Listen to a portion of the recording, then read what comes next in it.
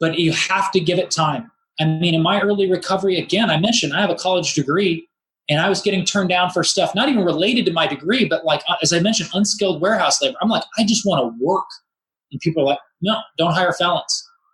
And I just persisted, and it was frustrating and it was difficult, but I didn't give up and I didn't quit. And I gave it time, and I stayed connected to my higher power. I stayed connected to my support system. And again, I'm not even 7 years removed from that night.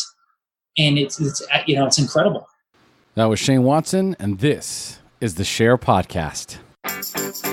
It's time for the SHAIR Recovery Podcast, where we bring you amazing life-changing success stories from addicts and alcoholics all over the world who share their inspiring journey in recovery. And now, here's your host, Hey everybody, welcome to another episode of the SHAIR Podcast. And today we have Shane Watson joining us on the show. And Shane is a public speaker, a storyteller, and more importantly, a prevention specialist. And that title and that position came through the power of recovery and of never surrendering, never letting go to the idea that we do recover. And once we do, we can do anything that we want. Shane is also a very active member in the SHAIR Recovery Network and is always looking for a way to be of service. His story is amazing, and he is a storyteller. This is a 2-hour interview that is going to just fly by. There was literally no shortage of things to talk about, and we could have kept it going for a few hours more. But I think what you'll find more than anything else is that Shane is relatable and your typical guy next door. So buckle up, fasten your seatbelts, and enjoy the ride, because this is a spectacular episode. So let's dive into Shane's story, but first, a quick message from our sponsors. Are you ready to take control of your business, family, and personal life? Are you ready to get clear, get focused, and get results now? Are you ready to boost your confidence through the roof? Well, it's time to level up and add passion, fulfillment, and purpose back into your life right now. My name is Omar Pinto, and I am a certified NLP life coach specializing on enhancing your business, family, and personal life, as well as a certified peer-to-peer recovery specialist who specializes in addiction recovery. Let me show you how to create balance, harmony, and success into your life daily. Go to www.omarpinto.com and schedule a free consultation with me today.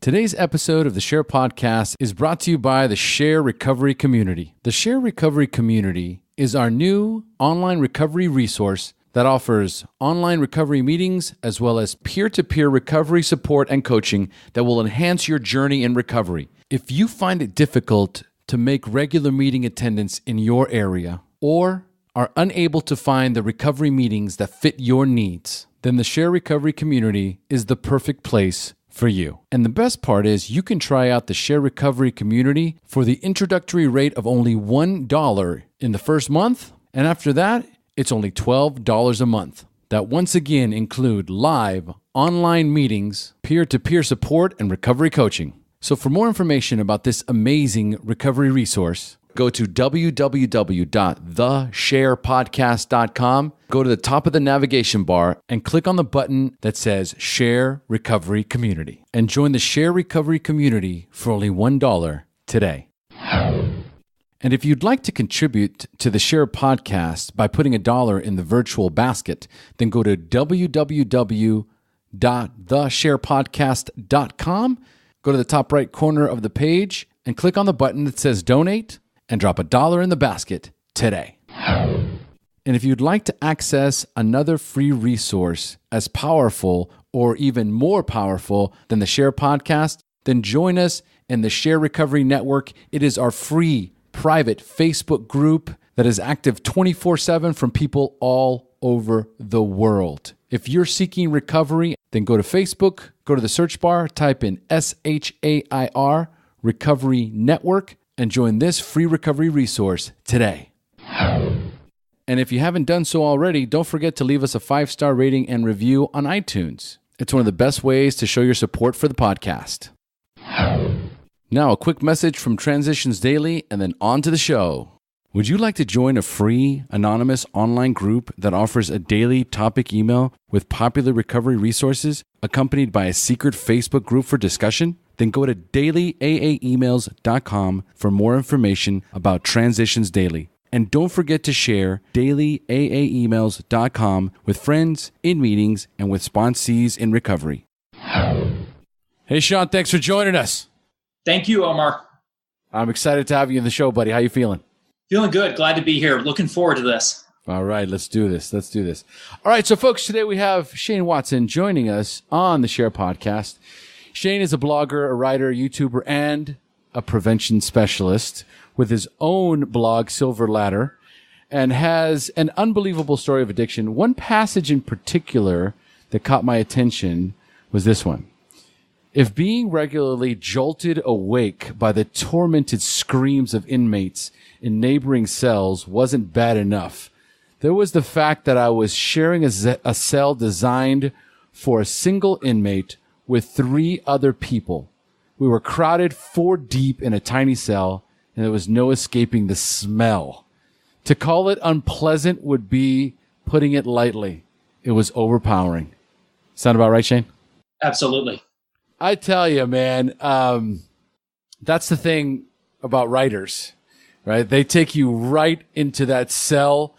I can almost imagine that disgusting, pungent smell, the sounds, just the absolute, utter terror, behind being in this. And, I'm looking at you right now with your black t-shirt. I see no tattoos, no visible evidence of, jail or prison time, right? So, I mean, it's got to be tough to be a white boy, right? In a situation like this, because racially speaking, you're outnumbered. And unless you're part of a gang or part of some sort of organized, affiliation, right? You're in a mountain of fucking danger in there.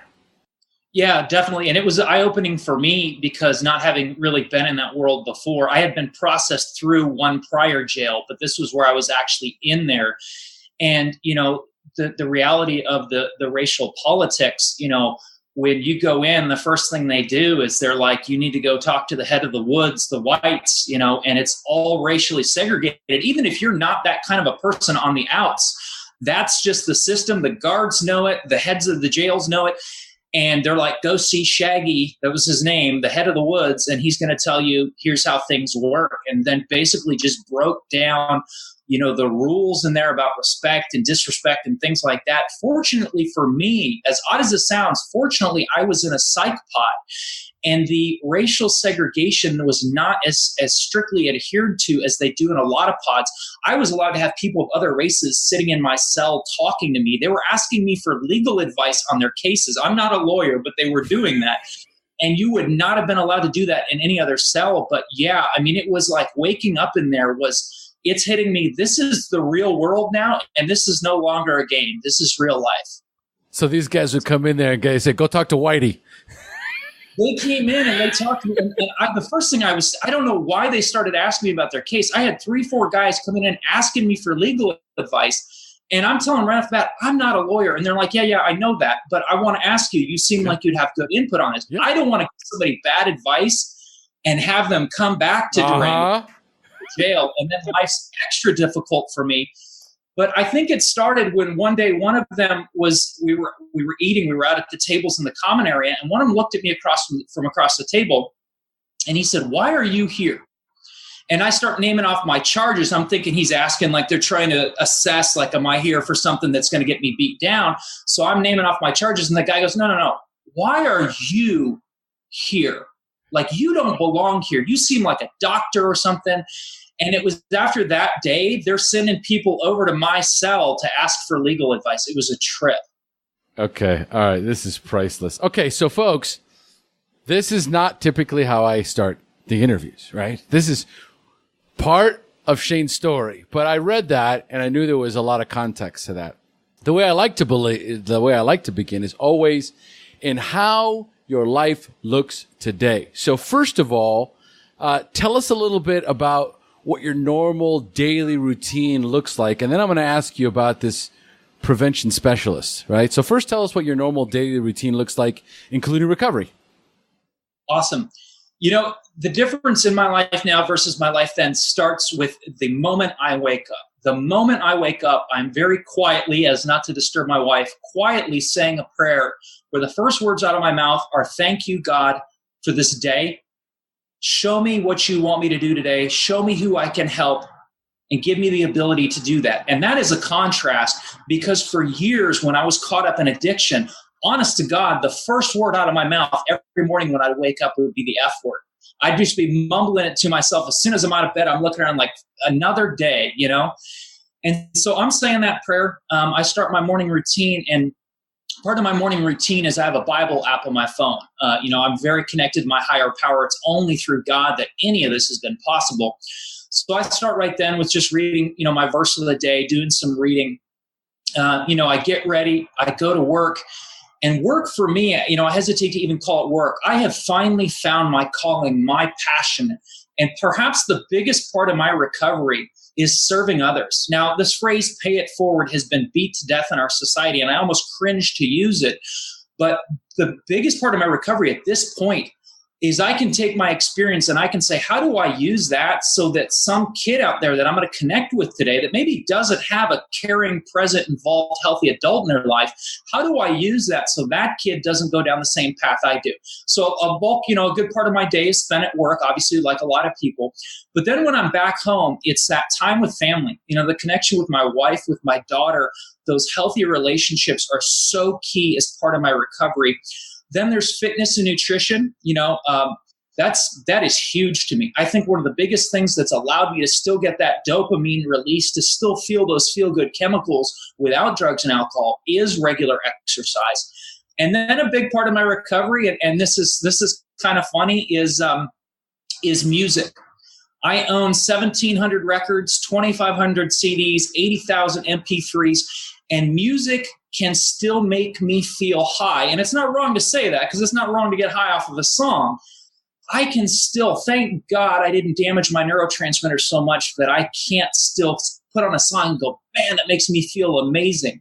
So it's basically, that's what my day looks like. And, and then there's some days where that, serving others involves going out of town. I might be on the road speaking throughout Arizona. We go to all corners of the state. I've gone and I've spoken to people in Boston, New York, Kansas City, California. And so sometimes that looks a little bit different. But the bulk of it is that getting outside of my own head and my own problems and saying, what can I do to serve somebody else today? That has been other than my connection with my higher power, other than the relationships with those closest to me, that purpose has been the biggest piece that has allowed me to reach the point I have in my recovery. I love it. And so much of, that's what we have in common, which is that desire to serve, right? It comes from having such a horrific experience in life, or experiences, horrific, traumatic, lots of loss, lots of wreckage. And all of a sudden you get to the point where you're getting a second chance. That, for many people, they didn't make it this far after all the things that happened to them. And so you have this overwhelming desire to pay it forward, to give it back, to be of service, right? And I think that's the most important takeaway. And when I start the interviews, is just to kind of, there's so many similarities in my guests, just that overwhelming feeling of gratitude, right? And once that overwhelming feeling of gratitude sets in, then there's just like, so what do I do with this? Yes. Right? What do I do with this amazing feeling of gratitude? Well, I serve others, right? What can I do? God help me. Put me in the places that I need to be, that you want me to be. Put me in front of the people that need me, that I can serve, that I can help, right? And this is and I wake up with intention. So I think that's super powerful, and a lot of what me personally and what my guests have in common. So now tell us a little bit about what it is that we call here, which is the prevention specialist. Can you expand a little bit on that? Well, I'm fortunate enough to work for an organization called Not My Kid. I was blessed to be given a chance by them when no one else would give me a chance. I have a college degree that is virtually worthless because I have a felony due to the decision-making related to my drinking and using. This organization, once people are at least a year clean and sober, they're in healthy, active recovery as long as they do not have crimes against children. This organization will give people an opportunity. And I ran into a former speaker that was a speaker for Not My Kid, and he overheard me venting to someone my frustration, saying, I understand why employers don't hire felons. I get it. I'm a different person now, and whoever gives me this opportunity is going to get 100% from me. So he hears this, and he turns over to me, and he goes, I'm so sorry. I didn't mean to be eavesdropping. It sounds like, you have a felony, you're having trouble getting, finding a job or whatever. He said, do you have any public speaking experience? And I said, I've got a bunch. I used to host a syndicated radio show and a bunch of other stuff. He said, okay, do you have a story to tell? And I said, oh man, do I have a story to tell? He said, go apply at this place called Not My Kid. And I said, I have a felony. And he's like, well, they may still give you a chance. He said, you're clean and sober? And I was 9 months at the time. He said, you got to be at least a year. Go apply, though. Go introduce yourself. Get your name in there. So I did. And they said, yeah, come back when you're a year. And what's beautiful is the fact that I couldn't start at 9 months is I was able to spend the time between being 9 months sober and a year sober with the birth of my daughter. I spent the first 60 days of her life not having a job. And I spent every waking moment with her and my wife. And that's time I'll never get back. So again, it was God's timing. So I apply at Not My Kid, and they hire me. And initially, it's very part-time work as a peer educator, speaking to students on substance use and going out and doing prevention presentations. Within a couple weeks, I was given 10 hours a week to work for them, 20 hours a week to work for them. Within 3 months, I was full-time. And a couple months after that, I was made full-time staff. And so what I do now is the organization is a 501c3 nonprofit that educates students, parents, school faculty, community leaders on topics like substance abuse, bullying, internet safety, unhealthy relationships, body image, and then a combination topic of depression, self-injury, and suicide. We educate on all 6 of them because we've learned that they're interconnected. There's an interdependence model.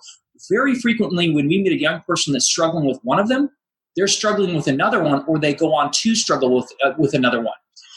And so I speak to youth and I speak to adults on those topics. I do 1-hour prevention presentations. I can speak to something as small as a classroom, as large as a 1,000-seat assembly. And then we also, since I've been there, I was given the opportunity, I was handed the reins of an early intervention program called Project Rewind. Now, I want to back up and clarify that word intervention has become a dirty word in our world where we associate it with this ambush where a family surprises someone and they say, hey, you're going to rehab. What this is we're sitting down with parents and their teens at the same time. And these are teens that have mild to moderate substance use issues. They're not full-blown, they're not addicted. They don't need to go to residential stay, but they're past the point of prevention. We get them the knowledge, the education, the tools, the resources, the courage necessary to get back on that sober path. And then we bring them back together as a family, and we increase connection and cohesiveness and communication. So I do the presentations, the education presentations. I do Project Rewind. And I'm also a registered assist suicide intervention trainer. I teach 2-day, 14-hour suicide intervention workshops. So I've been doing that for the last 5.5 years with this organization. They gave me a chance when nobody else would. I couldn't get unskilled warehouse labor positions because of my felony. They gave me a chance. Now I not only have a job, I have a career. I have that purpose that I prayed for so long. God, show me what is the point of all this that I've gone through? And there it is with Not My Kid. Dude, that is amazing. I want to go work for them. What an amazing organization. And I think that the idea that you think as a felon, right? You may think that that's it for me, right? And so, which also bleeds into the whole redundancy, right? Of, that whole What's the word? Recidivism? Yes. That's a tough. Yes. Good Lord. Okay, rate, right? Yes. Based on the fact that once I'm out here, what do I do with myself? Yep. Right? And so I either go back to a life of crime, right? Or what else is there? Right? What else is there for me? So this is a beautiful, like a HP moment, right? Where I'm so passionate about that too, because I am the living example of the fact that people can change. People, if they have been contrite, if it's not just lip service, oh, I'm sorry, if they're proving it with how they're living that they have changed and they are genuinely contrite for what they've done, we have to give people another chance. Now, I understand why certain people who've done certain things would not be hired for certain positions. You know, if you embezzled several $1,000s, why a bank wouldn't hire you? I get that. I get why not my kid. If we're sending people in to speak to kids, why we can't hire people that have crimes against children. But at some point, you got to let somebody up and you got to let them have another chance. It's like you said, that recidivism rate, it no longer surprises me when we give someone no opportunities. Every door is closed in their face and they go back and start selling drugs again. I don't sit there and go, how could this happen? Yeah, I mean, absolutely. It doesn't justify it, but it doesn't surprise me. No, for sure, for sure. So Shane, tell us your how much clean time you have and when's your anniversary date? A little bit over 6.5 years clean and sober. November 29th, 2011 is the day that everything changed for me. I love it. All right. And tell us how old you were the first time you drank or used drugs, and more importantly, how did they make you feel?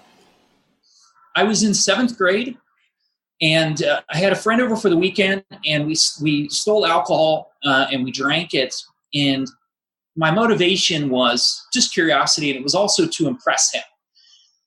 And the first time I drank, it seemed, keyword there, seemed to make everything better. I was going through some pretty difficult things in junior high, which we'll talk about here in a little bit. Yep. And I thought, wow, suddenly I'm not worrying about those things. Suddenly I don't feel so bad about myself. They told us that alcohol is this bad thing. No, this is awesome. And I thought I had found the answer there. And what I didn't realize is I had opened a door to an even bigger issue that would take me down nearly a 2-decade path. But I remember just thinking, this is amazing. This is a solution. That's what I thought. It's amazing, that awe-inspiring feeling of ease and comfort that comes with that first drink. And all of the underlying emotions and negative self-talk and whatever childhood trauma that we've had, right, that led up to that moment, right, that I'm able to let go of so much in an instant, right? And so I get it, and many of our listeners too, which is why I asked the question. All right, so Shane, it's time for me to turn this show over to you. It's time for you to share your story, the battle against drugs and alcohol, the wreckage you caused in your life, when you hit rock bottom, and then finally your journey into recovery up until today. So Shane, please take it away. Awesome. My story doesn't start out like a lot of people's stories do start out, or like a lot of people would assume that a substance use, an addiction, a recovery story is going to start out. I didn't come from a difficult environment. I didn't come from trauma or tragedy. I was blessed enough to grow up in a family with amazing parents with whom I still have an incredible relationship. I had cousins who were like siblings to me, aunts, uncles, grandparents, and in that way, I loved my life up until middle school. In middle school, everything changed for me. I was a scared, awkward kid, desperately wanted to be liked, desperately wanted to fit in, and not only did I not fit in, I really stood out. And not always in good ways. I was just different, not in a bad way, not in a good way, just different. And I started going through some pretty vicious bullying at the hands of some of my classmates, some of them people that I had considered friends. And I became willing to do whatever it took to get what I thought was friendship. I was so desperate for the approval of my peers. And I noticed that as I did riskier and more bizarre things, I got what I thought at the time was friendship. I got laughter, I got attention. Now, looking back, I realized that's not friendship. I was putting on a show for those people. I was entertainment for them. But I didn't know that at the time, and I don't know even if somebody had told me if I would have cared, because it was filling some of that need for approval. So you take a kid that's so desperate for others' approval that they're willing to compromise their health, their safety, risk getting in trouble. And you take someone that's inexperienced, seventh grader, and right there you put those two together. That's the recipe for drinking or using for the first time. And that first time that I told you about a moment ago, when we drank that alcohol and nothing disastrous happened that we could notice right away, when no instant lightning bolt of consequence came down and hit me, I said, hold on a second. They've told us alcohol is so bad, it's so dangerous. We're fine. We just did this. The world didn't end. So in my inexperience, when I couldn't notice something going wrong right away, I thought there's no price to pay for this. What I've learned about consequences since then, what we've all learned is in recovery, is there is a consequence for every unhealthy decision we make in life, but they don't always happen right away. We don't always notice them right away, and sometimes they follow us for years down the road. But when I didn't have that instant disaster, I said, this isn't so bad. So a few years later, I'm in high school, and in high school, obviously, it's not hard to find alcohol. I didn't have to seek it out. And I went from that one drink to eventually drinking every couple weekends, then every weekend, then a few days a week. And toward the end of my high school career, there was a point at which I was using alcohol daily. I had friends that had fake IDs and they could get alcohol for us. And so right around that period of time, I remember one day where I was spending a lot less time on music, writing, art, sports, those things I loved up to that point, my passions, and I was isolating more and I was drinking more and I was focusing more on when's the next time I can drink. And I remember sitting in my room and thinking to myself, maybe this is getting out of control. And before I could take 1 minute and be real with myself and go, okay, maybe it's getting out of control. What's the plan? Who's the trusted person I can talk to? And I had plenty of people I could have talked to. My next thought, and that first thought was a good thought. It was a logical, sane, rational, healthy thought that said, okay, this is getting out of control. But what happened immediately after that was an addict alcoholic type of thought, a lie, a justification, a rationalization. And the next thought was, you know what? I'm a high school student. I'm supposed to be experimenting. This is a normal part of growing up. I'm supposed to do this. And I didn't take 1 minute to say, is this real? Is this true? Is this good? I justified what I was doing and I ran with it. So a couple years later, I'm a college freshman. I'm using alcohol and marijuana. And later toward the end of my freshman year, I'm using alcohol and marijuana daily. And I ran into someone in my dorm who had a sports injury and had surgery. And he'd been prescribed painkillers. And he didn't like how they made him feel. It was Percocet or Vicodin or something.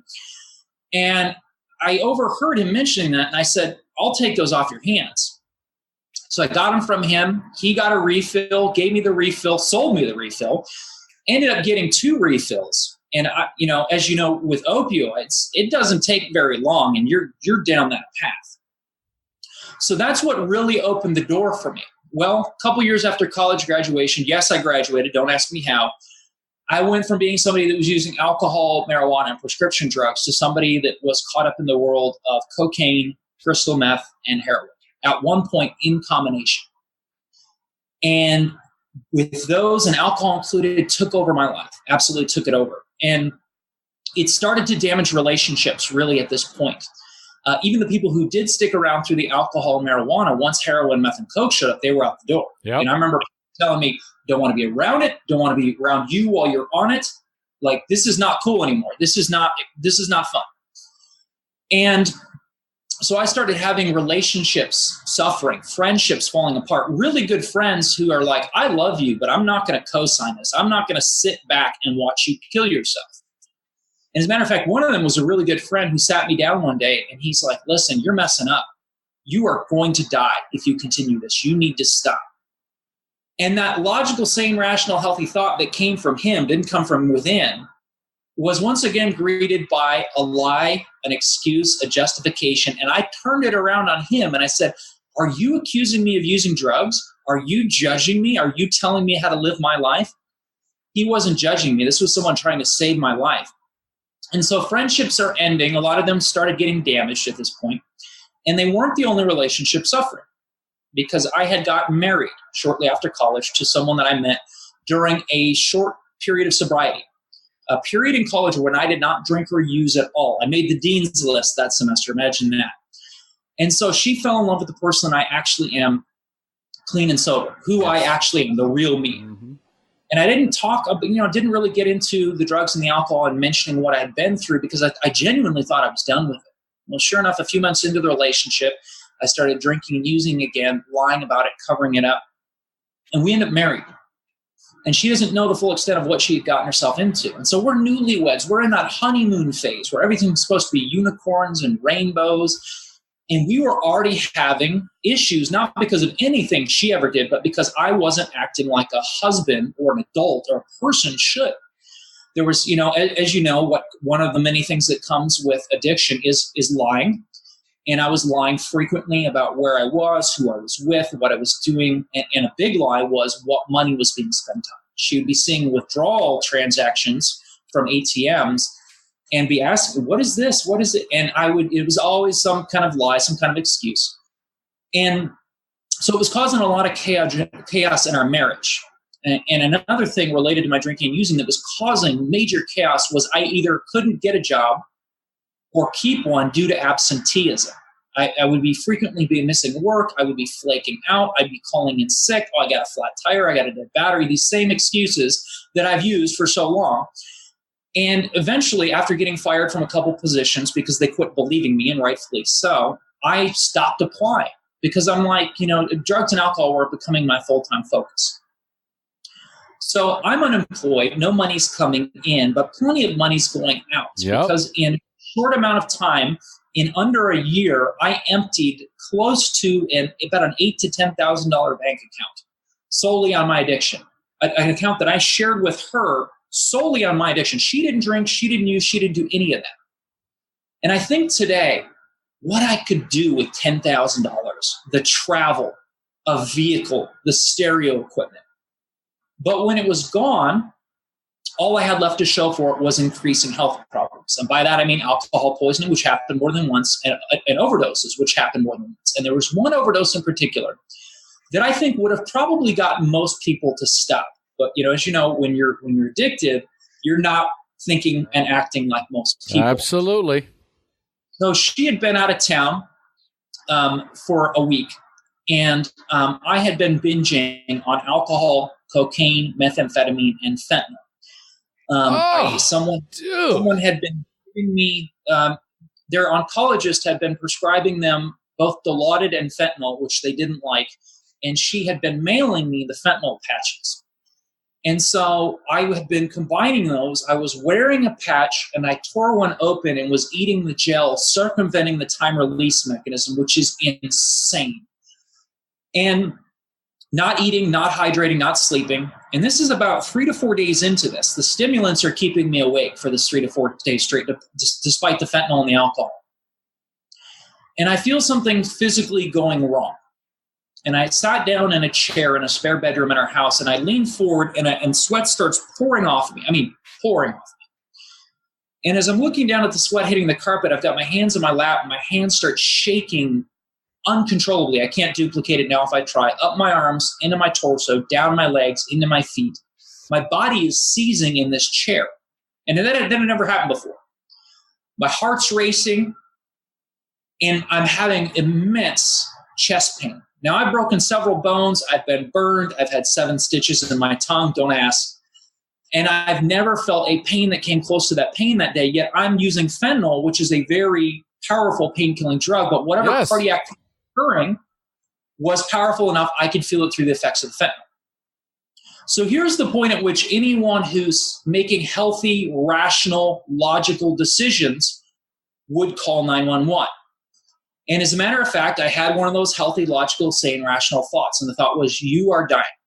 You need to pick up the phone right now. And with an arm's reach to my left, I wouldn't have needed to even get out of the chair. I could have reached over and there was a phone. And I looked over at the phone, and before I could pick it up, here comes that next thought, the lie, the excuse, the alcohol and drugs, the damaged thinking. And the next thought was, no way in hell are you picking up that phone. If the ambulance comes, there's drugs and paraphernalia laying all around the house. You won't be able to clean them up in time. Then the police are going to find out. Then your friends and family are going to find out. And you're not ready for them to know. Not ready. First of all, everyone's figuring it out. I had been confronted by my wife. I had been confronted by family members. Everyone was figuring it out.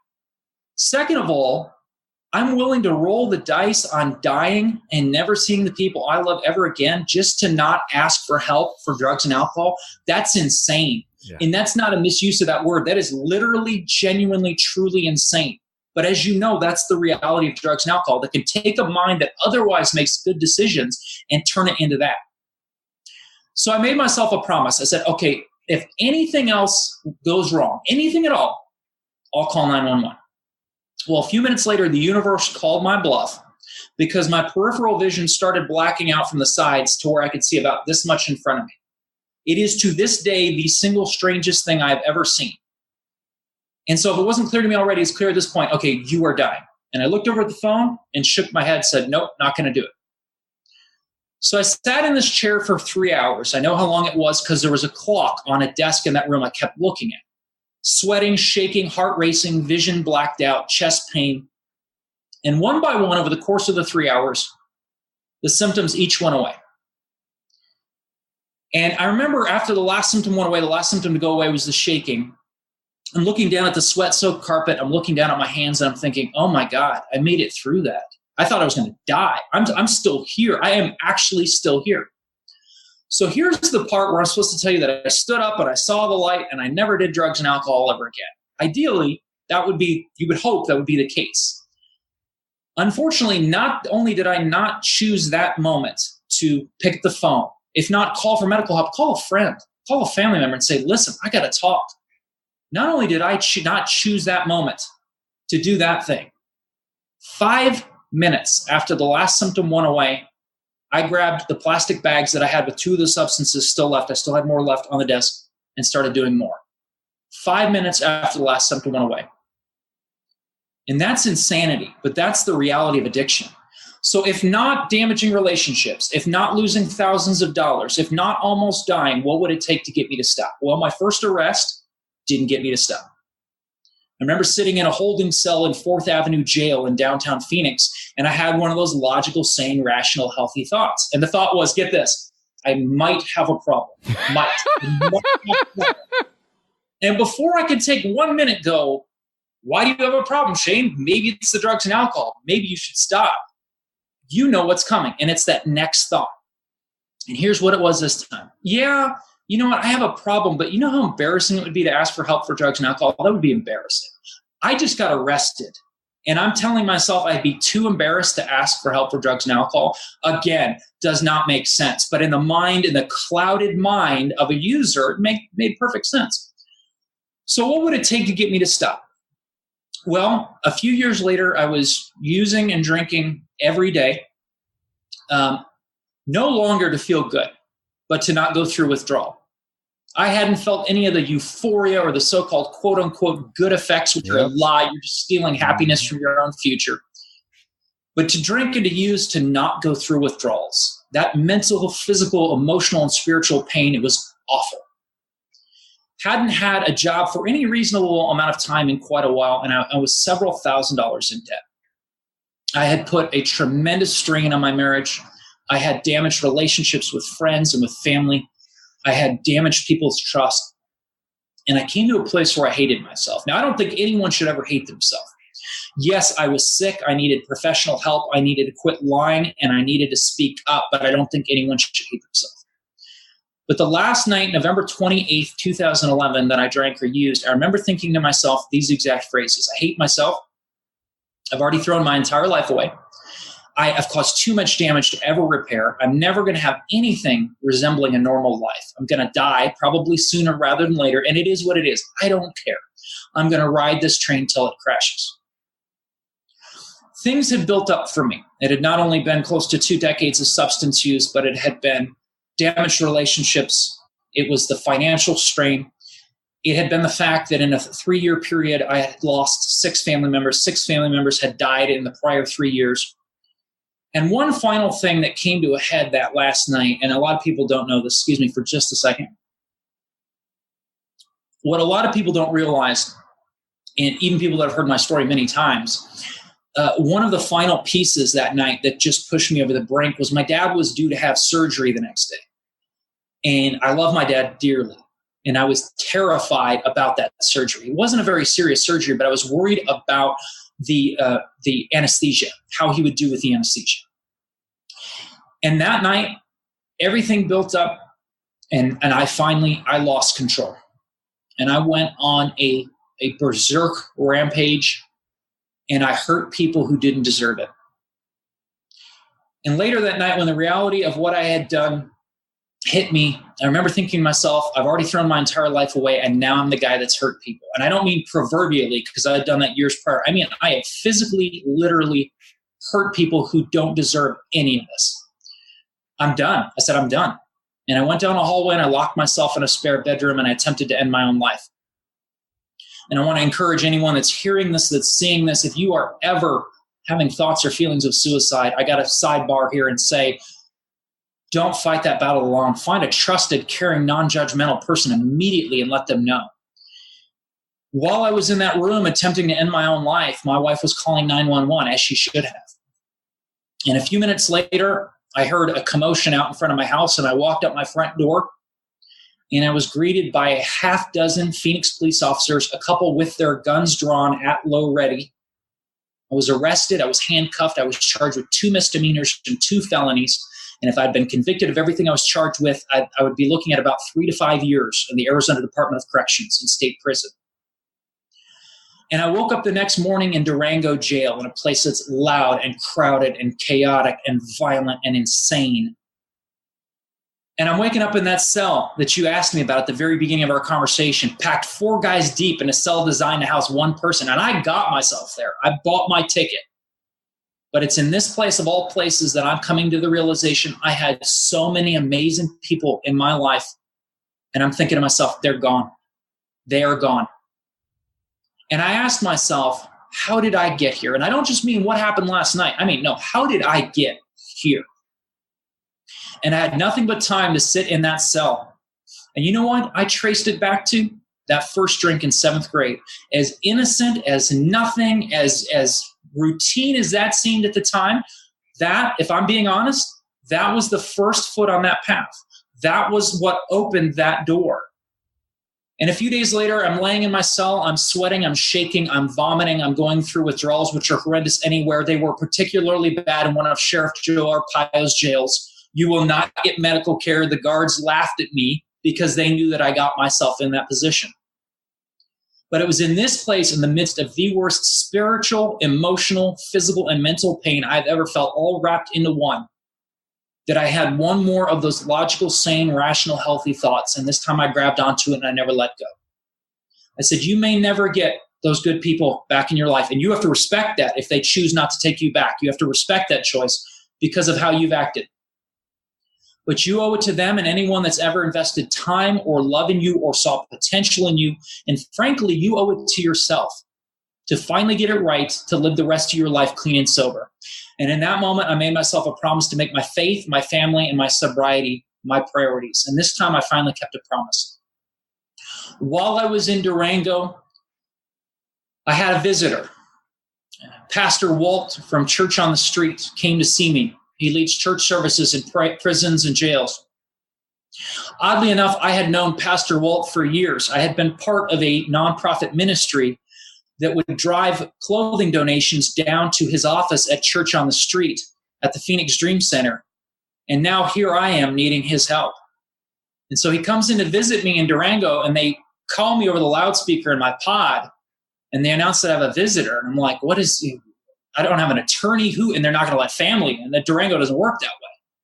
They order me out into the common area where that's surrounded by the 4 pods, and I see Pastor Walt, and I hadn't seen him in years. And I'm like, oh my goodness. So he pulls me over to this one picnic table that they have out in that area, and he sits me down, and he's like, what's going on? And so we just get to talking, and I remember the first thing I said to him was, my life is over. I said, my life is over. So he lets me talk a little bit more about what's going on. And he goes, your life's not over. And I'll never forget what he said next. And this is funny coming, if you think that this phrase is coming from a pastor, but if you know Pastor Walt, it's not surprising at all.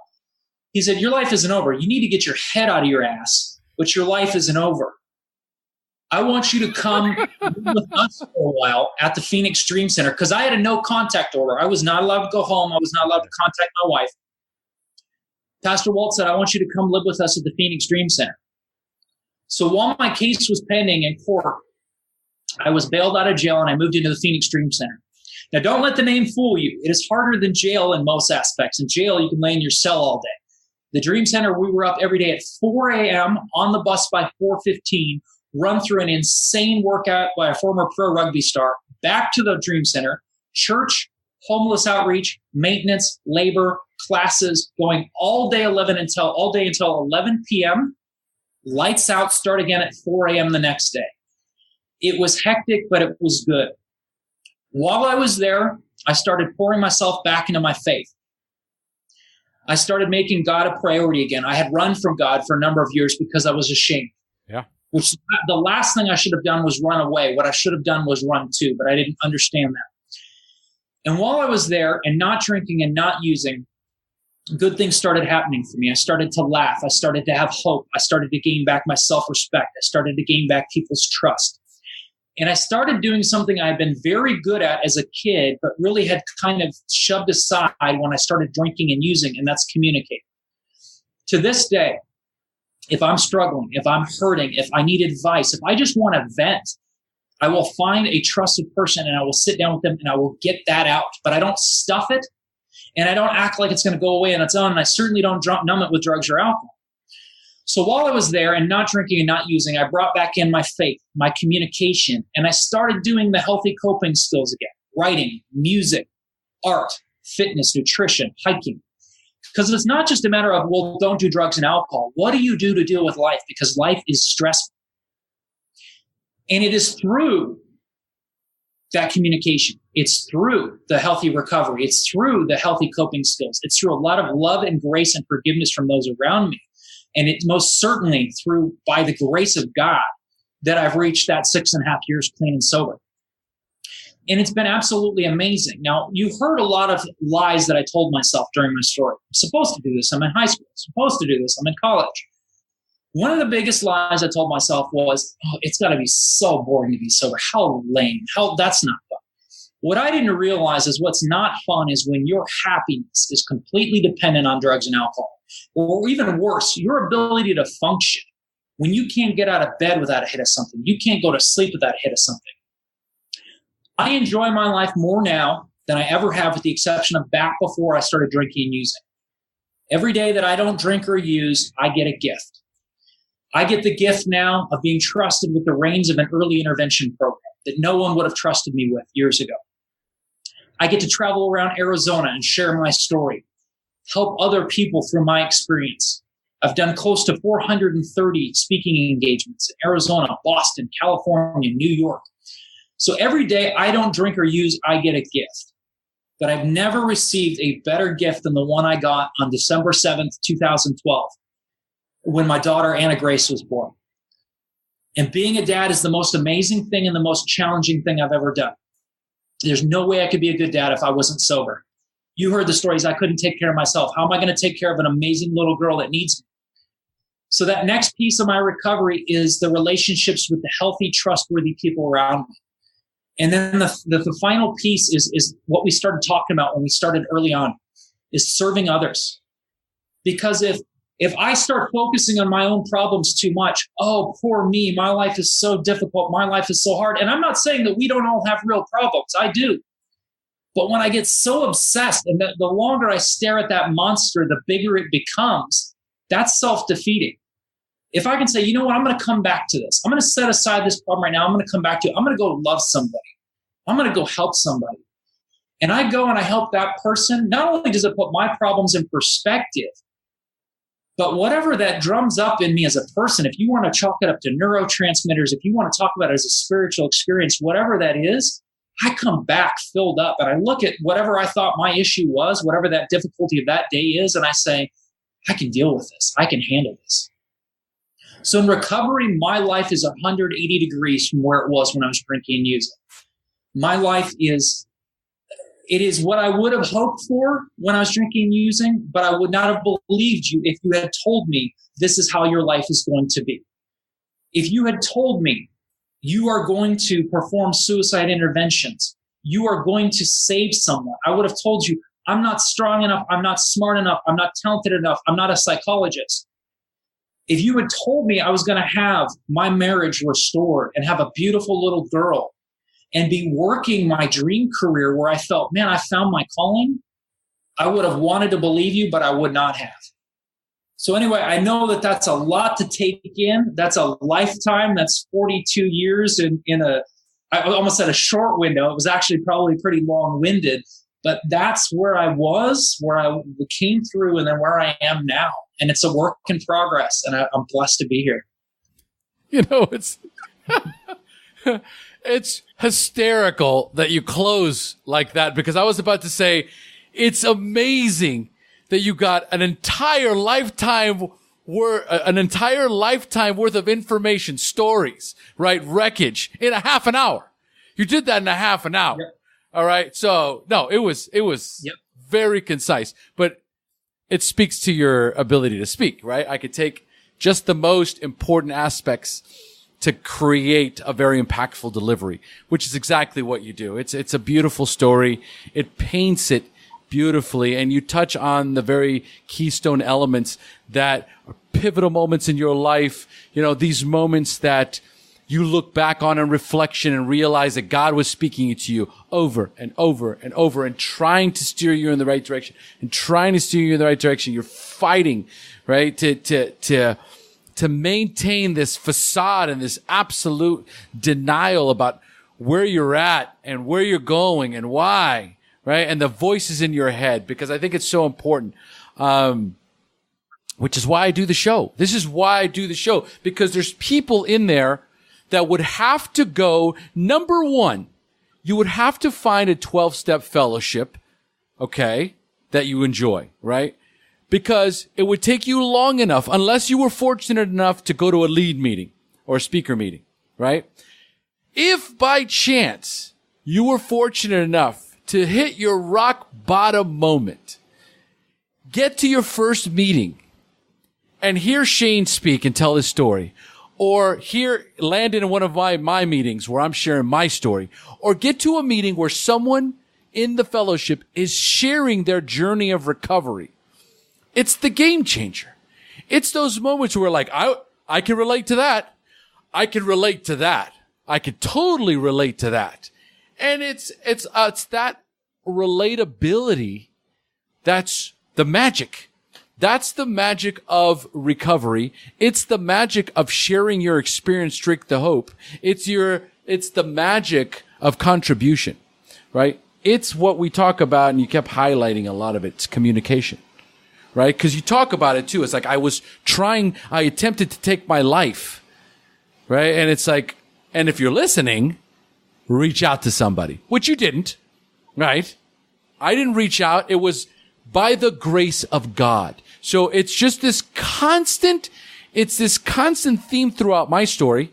It's a constant theme through your story, which by the grace of God, I didn't die in this part of my life, in this part of my journey, because there's just so many. I'm sitting there listening to you talk about how you're taking fentanyl and sucking it out of the package. And I'm like, how is this dude alive? It's by the grace of God. Sitting in this couch, absolutely, knowing that you're dying, okay? Having that moment where you are having an outer-body experience, dissociated from the event, almost looking down on what's happening and going, dude, you're dying. We're dying. We got a call. We got a call. Yeah. Not ready, because once we do, it's all over. The party stops, the music stops. And we know this. That internal battle that's happening, right? Like, so the biggest takeaway from this for our listeners is, number one, by the grace of God. If you are still alive today, based on everything, because if you can relate, like I could, to Shane's story, and you're following the trajectory, and you're in the middle of it right now, know that you're alive by the grace of God. That you're listening to Shane's story by the grace of God. That you have an opportunity right now to reach out to someone and ask for help and say, you know what? I don't want the same thing to happen to me. I don't want to go 2 decades of my life and lose so much, which also is, are you still married to the same woman? Yes. And you know what? I am. Yeah, I see the look on your face. That is the number one question, whether I'm speaking to students or parents or anyone. I do Q&A at the end of all of my speaking engagements. The number one question I get is that. And you know what? Well, we talked about by the grace of God, it's also by the fact that I have someone that loves me so much and did not give up on me when most people would have, when it would have been very understandable to give up, and it would have been very understandable for her own sanity and her own safety to get out. And, she has a story to tell. She's very shy. She's a very introverted person. But someday, if she's ever comfortable enough, there are people out there who have lived out her side of the story that need to hear her story. She's incredible. She's absolutely amazing. If you're thinking to yourself, she's up for sainthood after dealing with me, you're absolutely correct. Yes. There's a lot of people that have told me, your wife is awesome. As a matter of fact, I've had a few kids during Q&A raise their hand after I answer the question about, am I with the same person? And I've had kids raise their hand and go, I call on them and they're like, I don't even have a question. I just want to tell you that your wife is awesome and you're lucky to have her. Yes. Yes, absolutely. I have had, let me tell you where I'm at on that journey. About 4 episodes ago was my ex-wife sharing her story on the podcast. Okay. I invite her to come on. Go for it. Let's bring it on. Right? Because again, right, the way I look at it is she's a saint. Right? And so, and for many people, and even with my daughter, right? I remember telling my daughter very early on, I just want you to understand that your mother and I are divorced because of me. That it was my alcohol abuse, and I don't go into very many details about exactly what the trajectory was when I was using drugs and alcohol. But I remember making it very clear and saying, listen, Daddy goes to AA meetings still today because alcohol was the reason why we're divorced. I became a very angry, very mean person. Your mom and I used to fight all the time. And your mother had nothing to do with it, right? And she made the right choice. She made the right choice to leave me, right? And so today, my purpose for getting clean and sober, because I'm 15 years clean and my daughter's 15 years old. So my sole purpose was when she was born, another thing I resonated so strongly was with your daughter. You know what I mean? I know the thoughts that go through your head the same as mine. It's like, what is the legacy that I am going to leave behind for her? Because if I continue this way, the legacy I leave behind is nothing but wreckage and sadness and despair, right? And I can't do this to her. So I interview my ex-wife. One of my guests, John Mabry, said, my wife's ready to tell her story. She told her story for the first time on SHAIR, blew the doors off. We talked for 2 hours. She had a lot to say. It's a 2-hour episode, right? And then a few weeks later, I interview another guy, Sam Mooney. I don't know if you heard, it was Sam Mooney's episode just went live 2 weeks ago. And, no, last Tuesday. And I was, after his story, I was like, dude, you got to let me interview your wife. How did she stay with you? I have no idea. She's a saint. And it's like, it's this theme that keeps evolving, right? If she's ready to tell her story, I'm ready to record her, right? So just keep that in mind for future. My listeners love hearing that because the pain that we put them through is unimaginable. What they suffer through, number one, is unimaginable. But number two, when we come into recovery, we get all this amazing support, right? Like you had Pastor Walt come out to you, and Pastor Walt pulls you out of the prison and puts you with him with the church, right? And starts getting you back into faith. back into your relationship with God, back into community. And then there's recovery. And then there's the group that you're part of now, which is Not My Kid, right? All of this is designed to help you get back to being like the amazing person that you are today, the amazing person that I am today. Like all of us, after we've survived this, we have these resources at our disposal to get us back to where we can contribute back. What about our wives? Like, where's their place to go and share their experience, get the support they need, walk them through all the pain and suffering and the wreckage that they suffered through, right? Where is it? Where is it for them? You know, so I love the fact that the question comes up because they don't get asked enough. What was it like? And you're right. My wife has said the same thing. She has said, you know, there's so many resources out there for people who are going through or have gone through addiction, as there should be. But like you said, she then voices the question, where are the supports for the family that have gone through those things? And it's, you know, I'm so grateful that she is still around. What's nice is she got back. So many people have asked, why did she stay with you? And I said, you know what? I think that she was hoping, and I know she was praying, that that person that she met and fell in love with was still in there somewhere under all those layers that had built up. And we live in a world now that's everything's disposable. And it's the moment something breaks, we don't try to fix it, we throw it away. Now, let me be clear. If you're in a relationship with someone and they are violent, they are abusive, you need to get out for your own safety. I completely understand that. I advocate that that person get out. But I also have a tremendous amount of respect for people who say, I want to work on this. I want to make this better. And as a matter of fact, what Pastor Walt had relayed to me when I was in jail, when he came to see me, I said, my wife's done with me. He said, well, I don't know.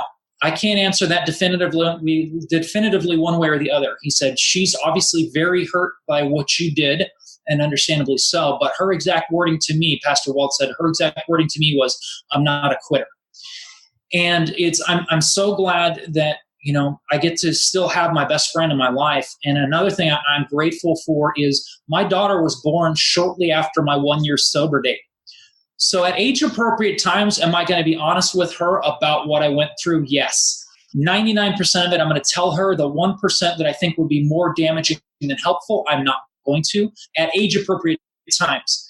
But what's nice is she's not going to live through it. She is not going to ever know me as the drunk dad, the violent dad, the angry, out of control dad. The one good decision I did make during all those years of chaos was I intentionally made a point to not have kids, because I knew that I didn't have my life in order, and I didn't want a child to have to suffer through something because dad didn't have his act together. And, you know, interestingly enough, shortly after I got sober and things changed for the better, it was like, you know, she was born shortly after my 1-year sober date. But there were so many other people there that supported me as well. I put my parents through a lot. I put my family through a lot, my extended family through a lot. What showed me so much about the support and the grace that people were willing to give me was the people that showed up at my sentencing to speak on my behalf. I mean, my wife was considered the victim in my case, and she came and spoke on my behalf. Family members came and spoke. My pastor, Brent Thomas, came and spoke. Every year, my sentencing date, when it rolls around, it was February 10th, 2012. Every year when February 10th rolls around, I'm thinking of those people. A lot of times I'll send them a text message. Thank you so much. I'm not going to forget that date, and I'm not going to forget those people. When the judge came in that day, I watched his demeanor change as other people spoke and as I spoke. His demeanor changed drastically. And I was the last one to speak, and I came up there and talked about, you know, I didn't want to just come up there and say, I'm sorry. Judges hear that word all day long. I said, I am sorry. I am apologetic, but let me tell you what's different. Let me tell you what has changed. And it would have been about 70 days since the incident at that point. Let me tell you what's different now. And so I went through and I explained basically, you know, that I was working the steps, that I had a sponsor, that I was going to meetings, like all those different things. And I watched his face change. And he's like writing things. He's like scribbling on the stack of paperwork he has. And he's like, I can tell he's like doing stuff. And so we get done, and he told me, he said, I came in here fully prepared to sentence you to time. Based on what I've heard from others and from you today, I believe that that doesn't serve any purpose. I believe it is going to do more harm than good if we send you to serve time. Not only that, the prosecutor and the probation pre-sentence writer were recommending 3 years of supervised probation. What he was doing is he was amending that and knocking it down to 2. I remember his name. I know who he is. I'm in the process of writing a letter and mailing him a business card and telling him, hey, judges and commissioners always hear when there's recidivism. If somebody goes out and reoffends, they're hearing about it all day long. How rarely do they get to hear, hey, you didn't sentence me to time and something really great came out of it? Based on the math, if he had sent me to do time, my daughter would not exist. I would not have met Brandon Bird, who told me about Not My Kid. My life would be very different. You talk about a God thing. And so I'm going to send him a business card and say, hey, come see me speak. Like, come see me do a presentation. Because I think it would be cool for them to finally get some good news every now and then. There's absolutely. When we think, or at least I think about just how sad it is it's heartbreaking, heart-wrenching to think of just how many people this is a less than 10%. I think I'm being generous too. I think that there's probably 5% of people that experience what you go through, get to the places that you've been to, right? Are able to rise, right? Out of the ashes, so to speak, and come out on top, on a completely different person than you were while you were using, before you were using, right? And then the gifts and the talents, your authenticity and who you're always meant to be is finally able to shine through. Is finally able to connect on that, on such an amazing level with so many different people, right? And we owe it. I think when we talk about gratitude, we talk about the grace of God, right? Then we're also talking about contribution, because without it, we go back into self-centered mode. We go back into self-centered fear, right? And we go back to the things that pushed us into this life to begin with, right? There was a time in our life where we just did not feel comfortable in our own skin, and we're willing to do anything to feel different. And that's today, that's the exact phrase that I use. It is still a work in progress. I'm 42 years old, and I started getting comfortable in my own skin when I got sober at 36. And I tell kids today, we talk about in the early intervention program in Project Rewind, we talk about bio, psycho, and social addiction, physical addiction, psychological addiction, and then a social addiction. And while I don't validate their drinking and using, I don't say, go ahead and do it, it's fine. What I do is I approach it with empathy, especially with that social end of it. And I say, I understand how hard it can be to go to a football game, because I'm thinking in the minds of a high school student, what they go do, to go see your school team play, to go to a party, to go to whatever event and not feel like you have to be under the influence to be comfortable. I tell them, I'm bluntly honest with them. It is still a work in progress for me to get comfortable in my own skin. Now, it started happening quite a bit once I got sober. I'm much closer to having reached that. But like anything, it's a work in progress.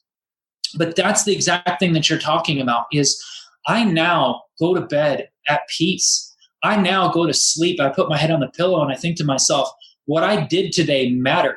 I go to sleep not worrying about who's going to find out about this lie that was covering up this other lie, and at what point is the entire house of cards going to come down. And so I encourage these kids when I talk to them, listen, I know what that feels like.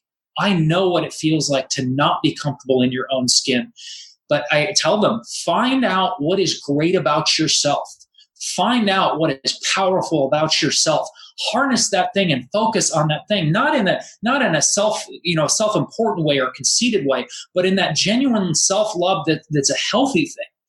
And one of the exercises we do in that program is we have the parents answer a couple questions and the kids answer a couple questions that they bring back their written answers to. They read them in front of the group. And one of the questions for the parents is, what do you love most about your team? And we see that visible change. You might have a kid that's stoic and their arms are crossed. I don't want to be here. This sucks. Maybe, they're mandated to be there by their school to reduce the suspension or whatever it is.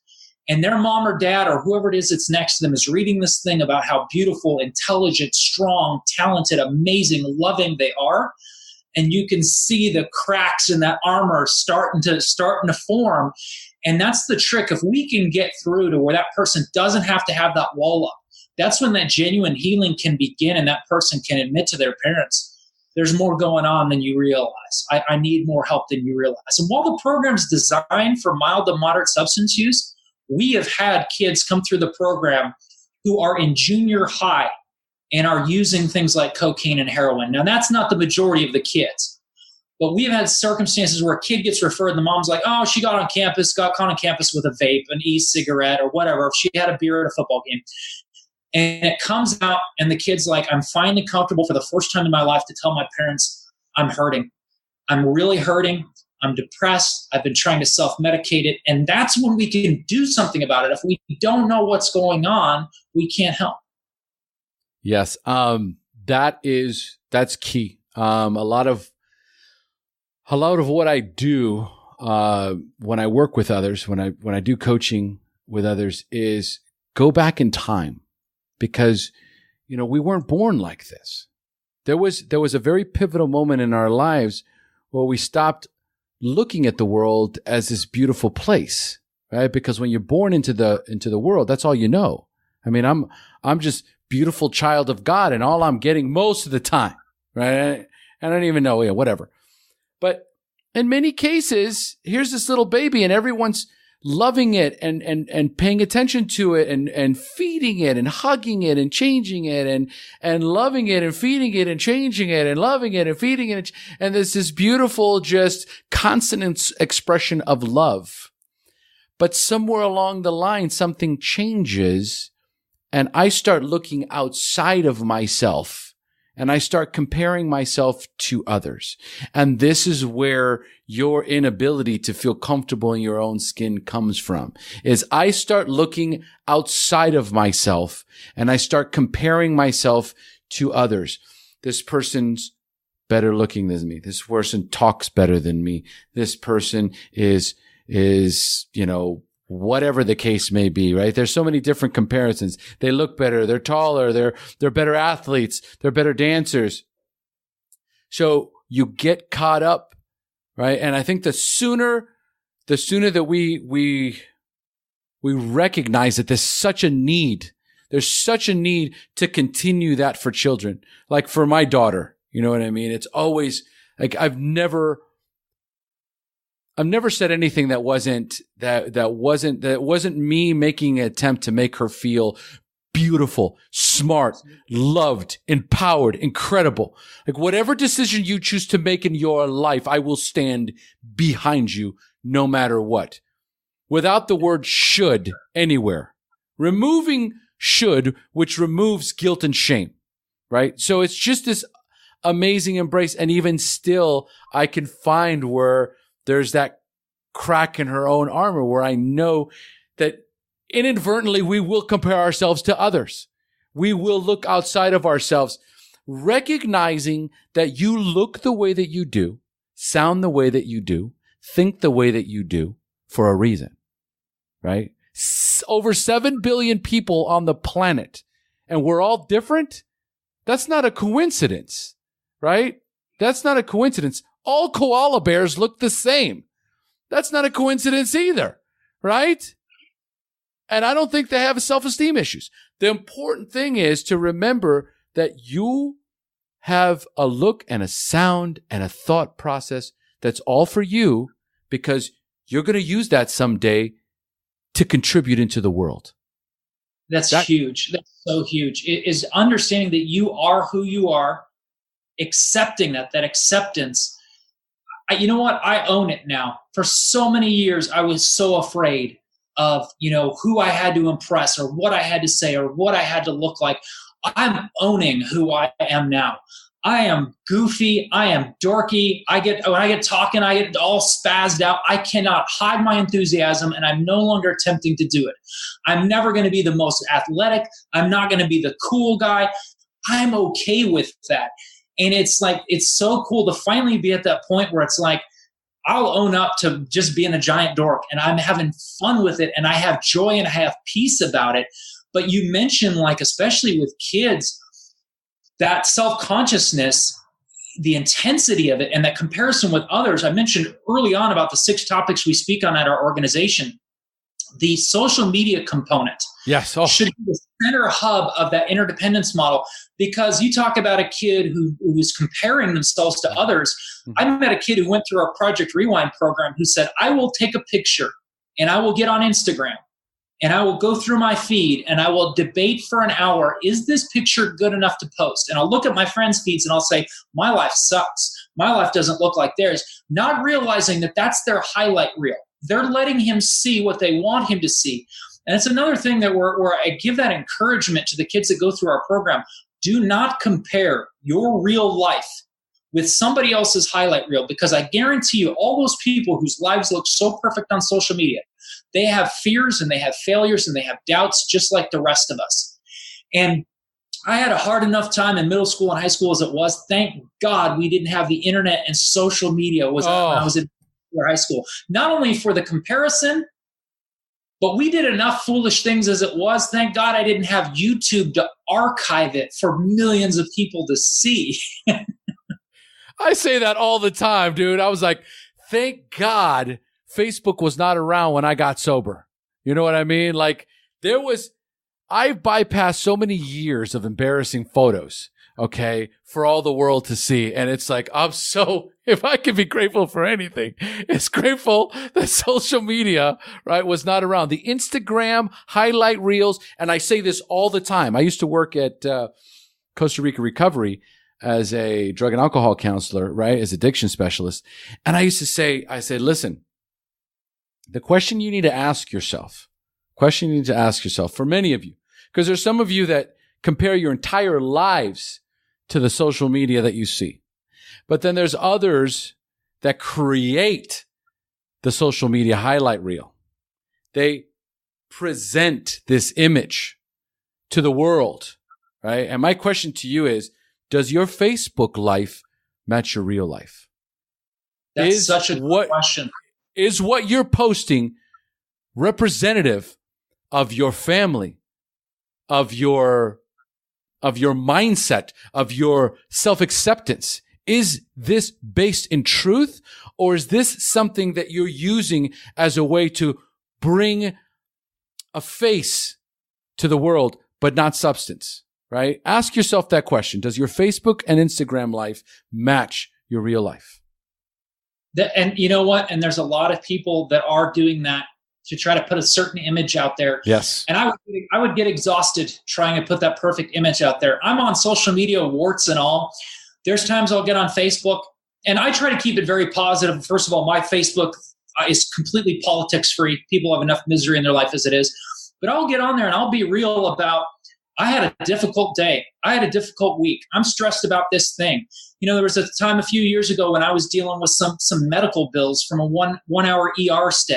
And I just got on there and I just kind of just vented about it rather than stuffing it down and letting it fester. I just got on there and I'm like, hey guys, I allow myself 2 griping posts per year. Here's one of them. You know, and it's one of those things where it would make me exhausted to try to keep up a certain perfect image on there. I get on there and I gush on Instagram about the records I buy. And you talk about dorky. Like 99 out of 100 people are like, oh, this Watson kid's going on about his records again. But it's like, that's the authenticity of, this is what I get excited about. Before we started recording this today, my daughter, I was here in my combination home gym studio, and I'm getting things set up for our conversation. And my daughter's like, something came in the mail for you. And she comes down the hallway, and you can tell what it is. It's a square package. And she's like, another record showed up for you. And I stopped everything. I'm like, I got to see what came. And it's like, you know, that's such a key to my recovery is, and it can work for everyone. Find that thing that you get so passionate and excited about that's not unhealthy. regardless of what anybody else thinks about it. A lot of people around me, when I get going about my records, their eyes glaze over, and I completely understand it. They're like, oh my gosh, I don't care about ambient music. I don't care about Miles Davis. I don't care about jazz. But they allow me to do it because I can see that look in their face like, okay, this is part of what keeps him healthy now. Absolutely. And it's so big. Find that thing that you get just ridiculously excited over and don't hide it. Just unabashedly get into it. I love it. I love it. What does because you mentioned early on, or part of your story, you said that, when you showed up in court, you were talking about how, you were going to meetings, got a sponsor, working the steps, that kind of a thing. Is that still an active part of your recovery, or where is that in the broad scheme of things? A very good question. The 12-step world was absolutely fundamental in my recovery for about the first year and a half. I did 90 and 90 for my first 90 days, got a sponsor almost immediately, although I was discerning about who I picked, which is why I didn't get one immediately. Started helping others in there as well. I had someone that wasn't a sponsee, but it was someone that probably took under my wing more than anyone. I had just started going to meetings again, probably had been to about 10 meetings, and they brought this kid in.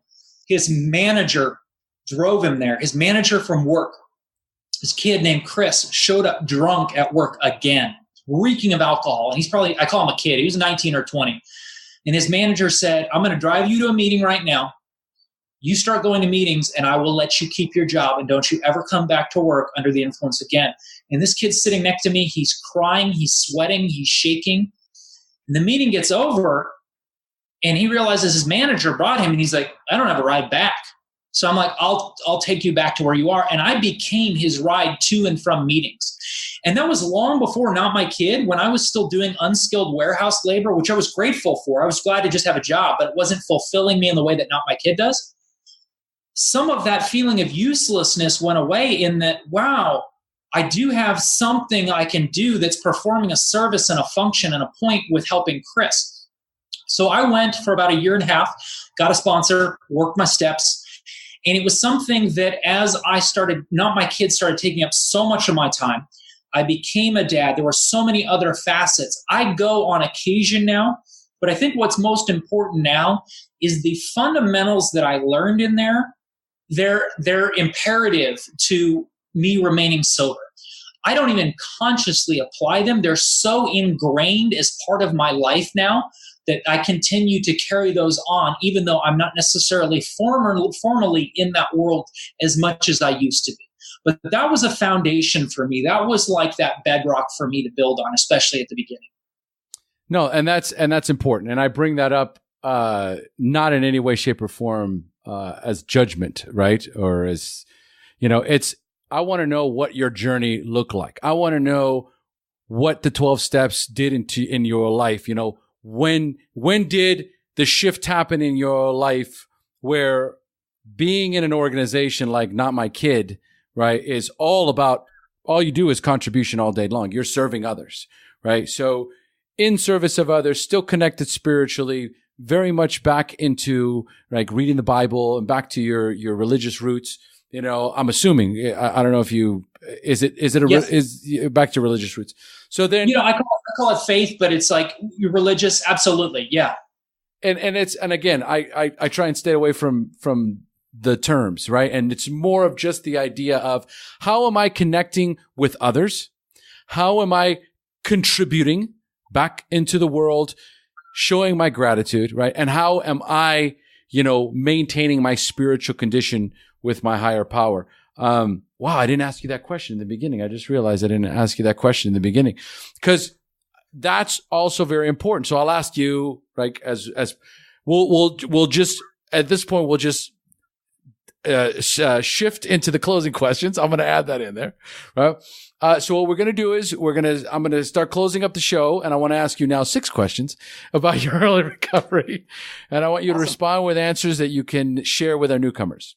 So number 1, how do you maintain that conscious contact with your higher power on a daily basis? By starting my day, the very first thoughts, the very first phrases are directed to and with my higher power. the first thing you see, the first thing you focus on, the first thing you think about, the first thing you say often sets the tone for your day.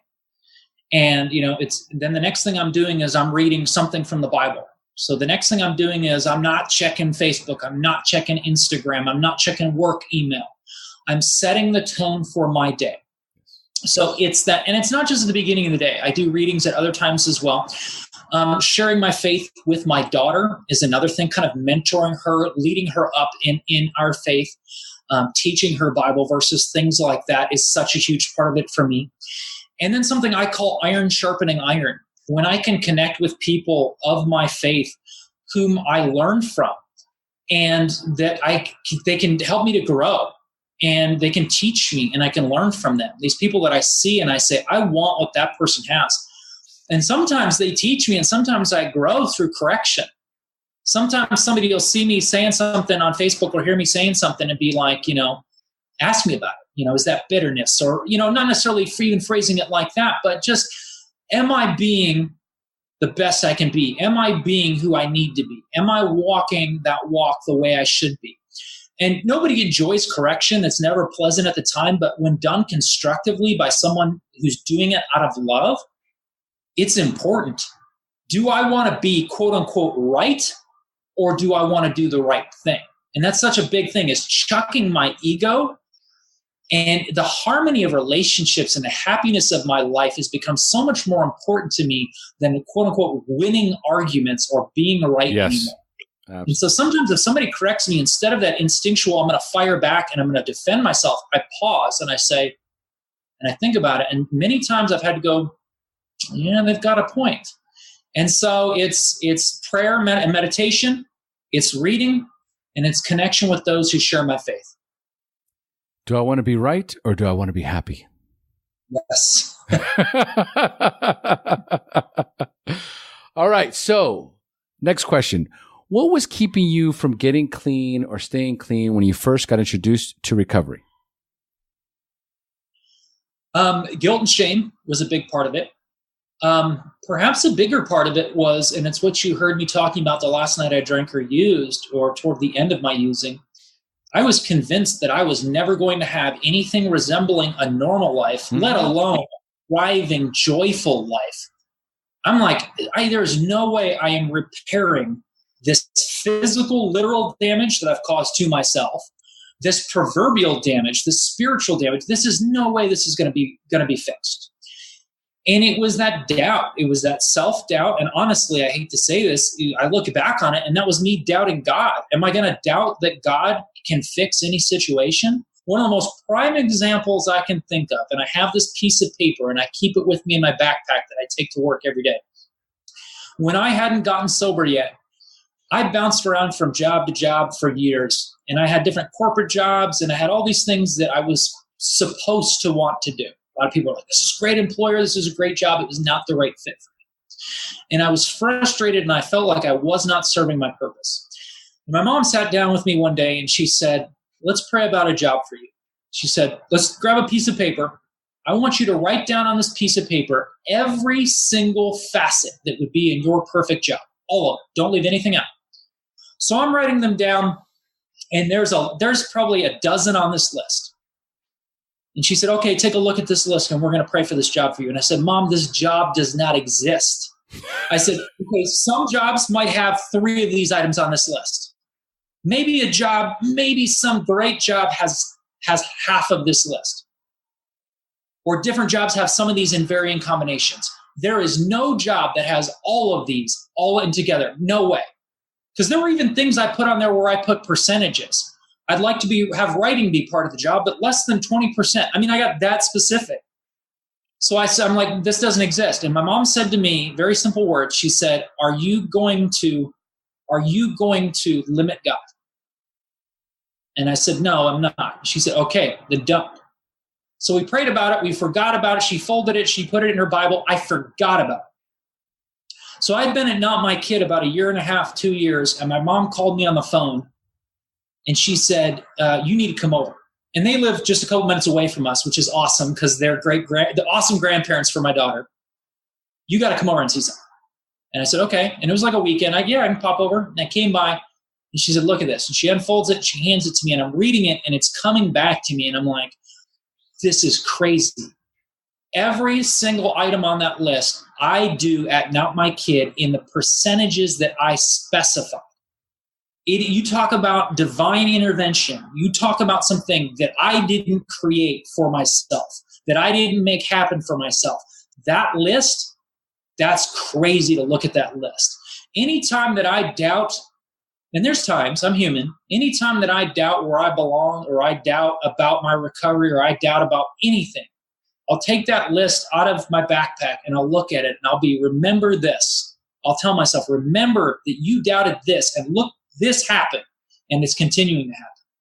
And so that was such a huge part of it for me. Wow. Powerful. The manifesting, the power that we have to manifest based on belief, and actually based on just, it's there, right? We have this idea of what we want, right? Clarity comes with writing it down. Clarity comes with sharing it with someone else. Clarity comes with praying about it together and putting that into the universe, right? And having the faith that, you know what? Are you going to limit God? Which reminds me of a great movie called Facing the Giants. I don't know if you've seen that movie, but if you haven't. Me too. I've been told I need to see it. You have? I've seen it. It's a Christian-based movie. I am not religious at all. I am only spiritual. I have walked away, and anytime I kind of feel that kind of religious overtone or undertone in the movies, I'm like, I gotta go. Right? I remember Sarah she said, watch The War Room. Right? So Sarah, in my last interview, she says, watch The War Room. Another very, religious undertone kind of movie. And I started watching. I was like, But Facing the Giants, I got through it. And when I did, I've watched it like 5 times. Wow. Whenever I get lost, I put that on. And then immediately I remember the question, do you think there's something God can't do? You think there's a limit, or there's something that it's too great for God, right? Something like to that effect, and it's like, I get all like, I remember every time I watch it, I start crying. You know what I mean? Cause it immediately evokes this idea that I've put limits on God, right? And it's not on purpose, but I've accidentally put a limit on what God can do for me because I'm not asking, right? I'm just not asking the way that I should. And I am not putting it out there. And I remember when I wrote out my list and 10 years into sobriety and I was still single, and I just remember I'm ready for God to deliver the woman He has waiting for me, right? In that way, like I'm ready now. And here's the criteria, right? There's some non-negotiables. Here's what I bring to the table, and here's what I'd like to see, and threw it out there. But somehow I had faith, man. I had faith that God was going to deliver. Less than 6 months from there, I met my wife, and we've been together for 5 years now. Wow. So that's so awesome. And what an important thing to approach in that way. There are very few things, if any, more important than that relationship to approach in that way. And again, you wrote your things down, and it wasn't that you didn't enter into it with doubt. You entered into it saying, I'm ready. It wasn't, I'm ready. Like, well, if just you walked into it and you said, I'm ready. And it was not only what you wanted, but then you said that you have for me. Yes. And again, it's that deferring to your higher power. A thing that I did 1.5 years ago, and I spoke it out into the world, walked into it with no hesitation, no doubt, nothing. It's on Facebook for accountability purposes and for faith purposes. 1.5 years ago, I wrote on Facebook, I said, within the next 3 years, I will do a speaking engagement internationally. I put it out there. I prayed about it. I believe it. We're 1.5 years, I think, into that 3 years now. I know it's going to happen. So it's not only written on Facebook, it's on here too now. And again, not because I'm so great or I'm so amazing or I'm so important or any of that nonsense, but because I am a willing person, willing to do what God has asked me to do. I'm not going to open that door. God's going to open that door. But I'm ready. And what's nice is I've proven with the things I've been entrusted with thus far that I can be entrusted with more. Oh, there's no question. There's no question. There's no question. Because there's nothing that God can't get me through, right? And I can, with all the confidence in the world and just based on my own connection with my higher power and spirituality, if God got me to it, he'll get me through it. And he's done it time and time and time and time again. He's never let me down. You know what I mean? And I know every time I've spoken in front of a group, you know, sharing my story, right? The first thing I do is like, you know, God, you know, I don't know how to do this, but something inside of me does, right? And I need you to help me get out of my own way. And I get up and I'm like, download, you know, half-hour speech, download 45-minute speech. You know what I mean? HP, baby. That's exactly what it is. For me, it is automatic. Yeah. I am not up there thinking. No. One of the few times when my mind is quietest is when I am up there sharing my experience with others. My mind is a noisy place. My mind is a very busy place. It has been since I was a kid. My daughter is that same way. And there are a very few times when my mind is not going 27 directions at once, when I'm praying or meditating, most of the time when I'm working out, and when I'm up there sharing my experience, when I'm up there speaking. And I'm not like, well, now I'm going to say this, now I'm going to say this. It's like I'm a vessel. It's like I'm being used for a greater purpose. I'm just willing to be used. It's not about me. If I go up there and I try to do what I want to do, it's not going to work. It's not going to happen. And so now I have the faith to just walk up there and not overthink it. And I just know, you know, somebody out here in this audience, maybe it's only one person, somebody's going to walk out of here and this is going to connect with them. And it's been incredible. Absolutely. Yeah. No, that's when I do the podcast, when I'm up speaking, right? Like there's that time, right? Not when I podcast anymore. It's kind of like second nature, but you know, get in front of a group of people. And I know that those first steps getting up on the stage, you know what I mean? Getting in front of the mic, right? Within, I don't know, within the first 5 minutes, something happens, right? I usually get my first laugh out. You know what I mean? I usually try and say something funny in the beginning, right? Get the laugh going. As soon as I get that energy back, something happens and it's just, I get an opportunity to watch God work through me. That's the best way for me to define it. That's the way, and it's incredible. It's incredible. So I dig it, brother. I dig it. So next question, man. All right. We flow. All right. At what point did you have your spiritual awakening, that aha moment in recovery when you accepted that you were powerless over drugs and alcohol, but for the first time had developed the hope that you could recover? You know, there were two times, and I'm going to mention both of them. I initially got sober back in 2005. And what I was taught in treatment and what I was taught in recovery worked. The problem was about 9 months into that first year, I got complacent. I got lazy. Yeah.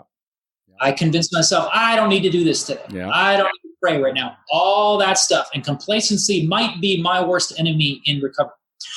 But what had led me to that first time in 2005 is it was also a spiritual thing too. That right around there was the peak, winter of 2005, the peak of my stimulant abuse, cocaine and methamphetamine. And I was so tired of it. I had wanted to quit for so long. I was hurting so bad. And one night I was listening to a band called Stavesacre. They're one of my absolute favorite bands. And I'd listened to them for a few years at that point. And there were two songs of theirs that played back to back. One of them's called It's Beautiful Once You're Out Here. And the other one's called Grace. And they played back to back. And I don't know I don't recall if I had heard them before because they were pretty new around that time. And their songs had spoken to me before, and other artists had songs that resonated with me emotionally and spiritually before. But this was like, it was beyond that. And the words in that song, the lyrics in that song, It's Beautiful Once You're Out Here. And the words in that song, Grace, it was like they were written for me. Now, I'm not so delusional to think those songs were written for me, but my goodness, did that hit hard. And Stavesacre, a lot of the members of the band share my same faith. And it was one of those moments where it's like, if not now, then when? And I was not coming down. This was not one of those times where I had that bad come down and I'm like, I want to quit because I ran out of Coke and I'm coming down. I had half of an 8-ball. I had a teener left in a bag sitting in front of me on a desk. And I said, I want to quit. I had some left.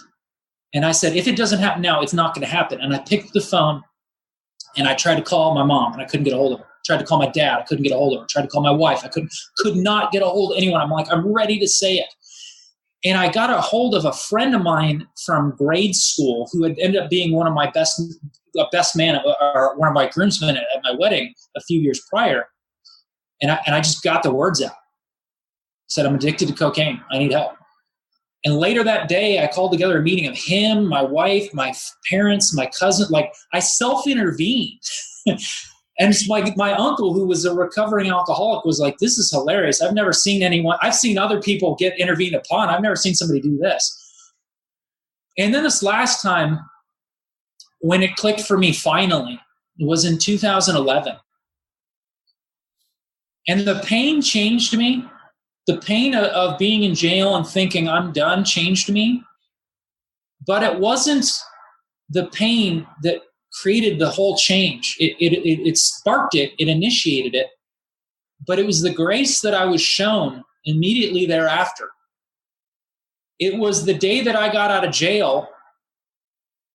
My parents just giving me a hug when they saw me. They didn't need to tell me, you messed up. They knew that I knew. They knew that I knew. Not only did they know, they let me sit in jail. I didn't have enough money to raise bail. I called them. And my mom's like, on the advice of Pastor Walt, we're going to let you sit. And it broke my heart, but it was the best thing they could have done. It was the worst thing at the time, and I look back and I say, thank God they let it sink in and hurt badly enough.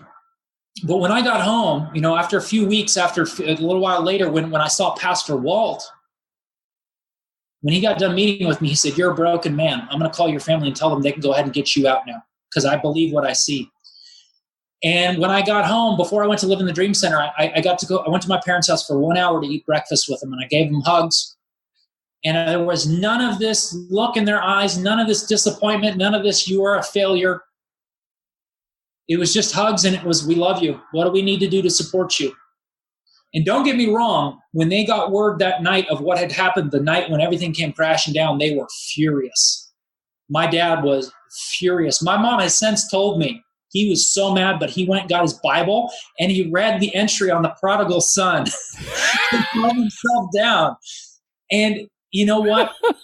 My relationship with them is so incredible now.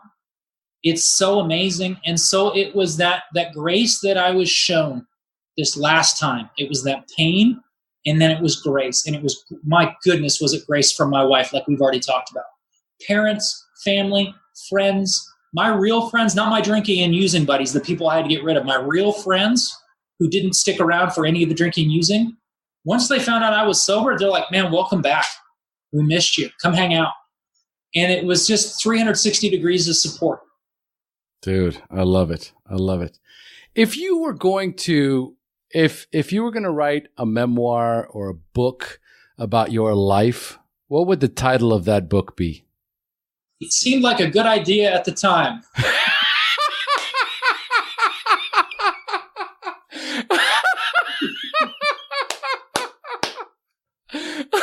You've been holding on to that one for a while, huh? Honestly, you know what? I've had a number of people tell me that I need to write a memoir and I need to write a book. And I don't want it to be a vanity thing. So I'm like, do I need to? And I've had person after person after person tell me, no, you really do need to. And if I do, I think the title would be Odd Man Out. Because I felt like the odd man out for most of my life. And it's like we talk about later on, it's not about being the guy that fits in or even being the guy that belongs. It's maybe you can be that odd man out, but you find that comfort in God and you find that peace in yourself and the comfort in your own skin. And you find your purpose and you find your place and you find peace. And so I think realistically it would be odd man out, although it seemed like a good idea at the time is applicable. Dude, I love that.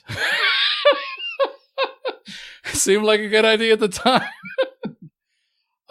What are some favorite books that you would recommend to our listeners?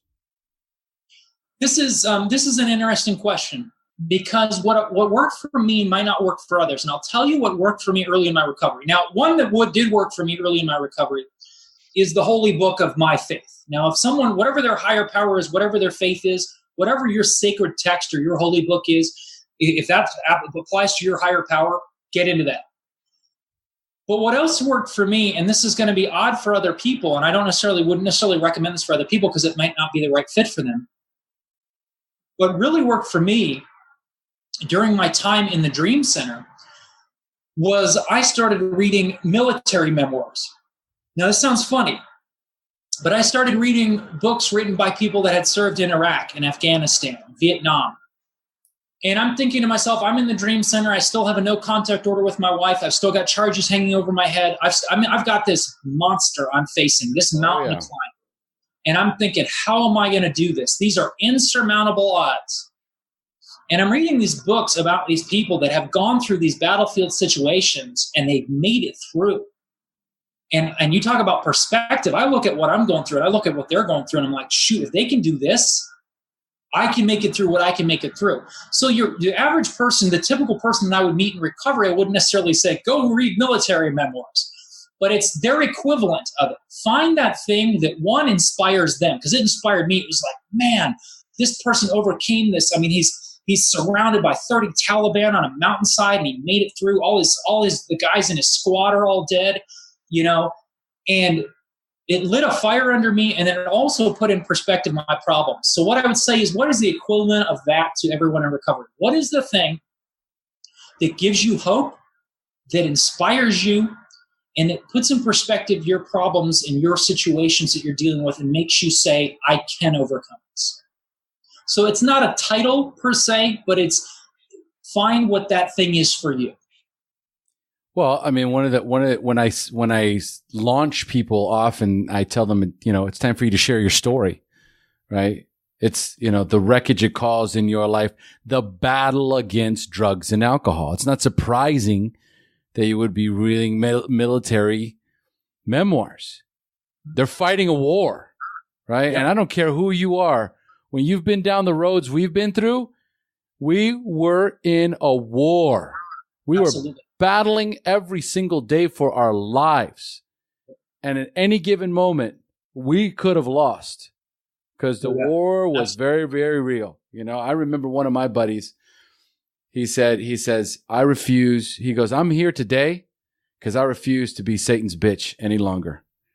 Right. And I remember he said that and I was like, preach it, brother. Like I was so, it was, and when he said it, I could tell the disdain he had for what his life had become. It's powerful. It's powerful. So I think that I don't think there's any coincidence whatsoever, bro. So we all battle through this thing called addiction, come out the other side, very different people. So it's appropriate that this is direction you're going to go into. So if our listeners, want to reach out to you or want to read your blog or want to know more about you, what's the best way for them to reach out to you, to find you? How would you like to connect with our listeners? There's a few different ways. They can email me. It's silverladder@gmail.com. My domain name, my website is silverladder.com. Now, if you go to that main domain and you click on the static and you enter and you see the phrenology head and you start clicking, you are going to find a very bizarre, very extensive art project that's probably going to be incredibly confusing to most people. I've heard it described as Dada HTML, pop art nonsense, and a choose-your-own-adventure book for adults, not meaning pornographic, but like bizarre and out there, so not for kids. It's a weird art project. It's a very surrealist kind of thing that I've worked on since I've owned the domain since 1999. It is crazy. There are embedded sounds in there.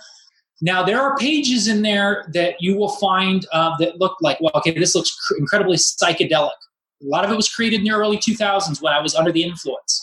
But as you know, one of the beautiful things is I don't have to run from the past. I don't have to hide the past. I don't have to be ashamed of the past. So it's up. There's pieces up there. There's pages pretty deeply embedded that you'll see and you'll go, oh, this is pretty out there. This seems like somebody on drugs made it. Probably because somebody on drugs did make it. But the blog is silverladder.com /blog. Just silverladder.com/blog. I haven't updated it in a while. I need to get better about it, which I'm going to be doing here pretty soon. And then you can pretty much find me on most social media outlets under the name Silver Ladder. You can find me on Facebook as Silver Ladder, Instagram as Silver Ladder, YouTube. Somebody already owns Silver Ladder. Somebody stole it out from under me. So I am silverladder.com. It's actually written out as DOTCOM, silverladder.com on YouTube. I'd love to connect with anyone that sees this or hears this, that has a question, has a comment, constructive criticism, anything, or somebody's just like, hey, you seem like, you'd be a cool person to connect with. I love that through the SHAIR group on Facebook. I can think of two people in particular, Liv, who lobbied to get me on the show. Thank you. And Alexander Mack. What a cool guy. The three of us really connected through some stuff recently where we were trying to help another member of the SHAIR group. And what I saw out of the two of those people, Liv and Alexander said to me, he's like, I want you on my team. And I was thinking the same thing. I'm like, I want this guy around. And, so I'd love to connect with other people from the group or anyone that just happens to hear this that's interested in connecting in any way. Love to do that. Two incredible people. I've watched them both blossom in recovery. Absolutely transform their lives. And both of them had very, very severe bottoms, very much like yours. So it's just that ability to relate on a very common level, right? It's very, very relatable. I will have Shane's information. Sorry. Have I been calling you Sean? You did it. You did it at the very beginning, but you know what? I've been called Sean so many times I answer to it now. Okay. So. I was like, this is Shane. Hello. All right. So I will have all of Shane's information on the show notes. So go to the SHAIR podcast and I'll have his Instagram, the weird website that he's talking about. I actually went to there and I'm like, what is this weird box? It has embedded sounds too. So if you go on a browser, some of the pages have embedded sounds that will auto start. There's theme music to some of the pages. Dude, okay. Yeah. So anyway, forewarned already. Yes. Okay. All right. Beautiful. Okay, so I'll have all that information listed on Shane's show notes. So, two more questions. What is the best suggestion you have ever received? It's a combination. Don't quit. Give it time. When you're leaving drugs and alcohol, you may not feel fantastic right away, especially given circumstances you may be dealing with, damage you may have done to your neurotransmitters or your body. It takes time to heal. A lot of people will put a lot of time, a lot of years into their addiction. And sometimes that healing and that recovery takes time too. I mean, it's a lifelong process. It's an ongoing process. So I would say, don't quit, give it time. Those early days can be very tough. Later on days can be very tough too. But I have seen very positive outcomes. I have seen amazing things happen. I'm living proof of it. I'm not in the situation I'm in because of me, but you have to give it time. I mean, in my early recovery, again, I mentioned I have a college degree and I was getting turned down for stuff not even related to my degree, but like, as I mentioned, unskilled warehouse labor. I'm like, I just want to work. And people are like, no, don't hire felons. And I just persisted, and it was frustrating and it was difficult, but I didn't give up and I didn't quit, and I gave it time and I stayed connected to my higher power. I stayed connected to my support system. And again, I'm not even 7 years removed from that night. And it's incredible. Beautiful. Beautiful. I love it. And so finally, if you could give our newcomers only one suggestion, what would it be? Again, it's that same advice that was given to me. Give it time. Don't give up. Don't fight your battles alone.